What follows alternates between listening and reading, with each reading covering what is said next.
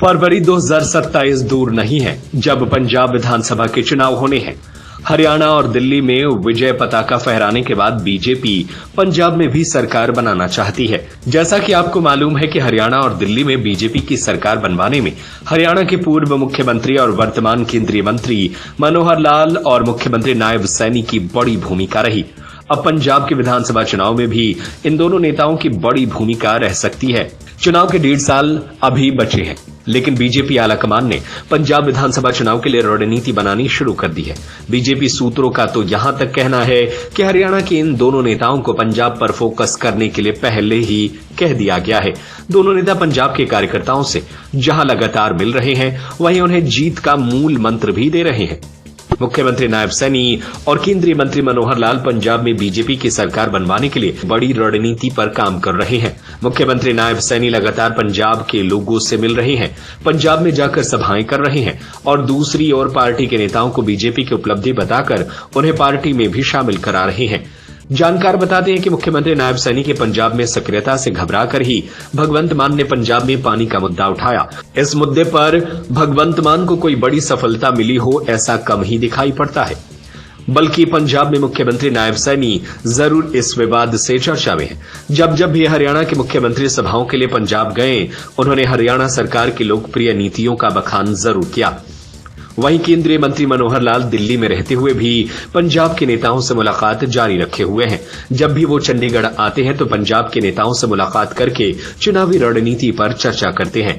जैसा कि आप जानते हैं कि हरियाणा विधानसभा चुनाव में केंद्रीय मंत्री मनोहर लाल और मुख्यमंत्री नायब सैनी स्टार प्रचारक थे। वहीं दिल्ली विधानसभा चुनाव में दोनों नेताओं ने जमकर चुनाव प्रचार किया और दोनों ही दिल्ली चुनाव में बड़ी रणनीतिकार थे। कहा तो यहां तक जाता है कि दिल्ली चुनाव में दोनों नेताओं की सक्रियता का नतीजा था कि आम आदमी पार्टी से नजदीकी मुकाबले में बीजेपी ने बाजी मार ली।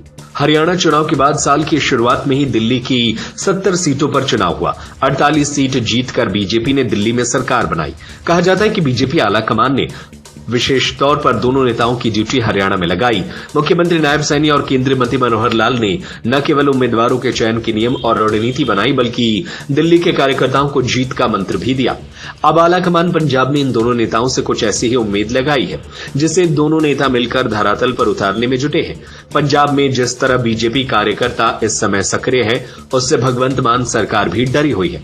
बीजेपी कार्यकर्ता फरवरी 2027 के चुनाव की तैयारी में जुट चुके हैं। रणनीति के तहत बीजेपी कार्यकर्ता गांवों में फोकस कर रहे हैं। केंद्र सरकार की 8 योजना, आयुष्मान भारत, आवास योजना, पेंशन स्कीम, प्रधानमंत्री विश्वकर्मा योजना, ई श्रम कार्ड, प्रधानमंत्री सूर्य घर मित्र योजना और टूल किट योजना के बारे में लोगों को बताया ही नहीं जा रहा, बल्कि बीजेपी कैंप लगाकर लोगों को रजिस्टर भी कर रही है। बीजेपी की ऐसी सक्रियता से पंजाब की भगवंत मान सरकार में भी बेचैनी है। वीरवार को कैंप के दौरान कई बीजेपी के कार्यकर्ताओं को भगवंत मान सरकार की पुलिस ने गिरफ्तार किया।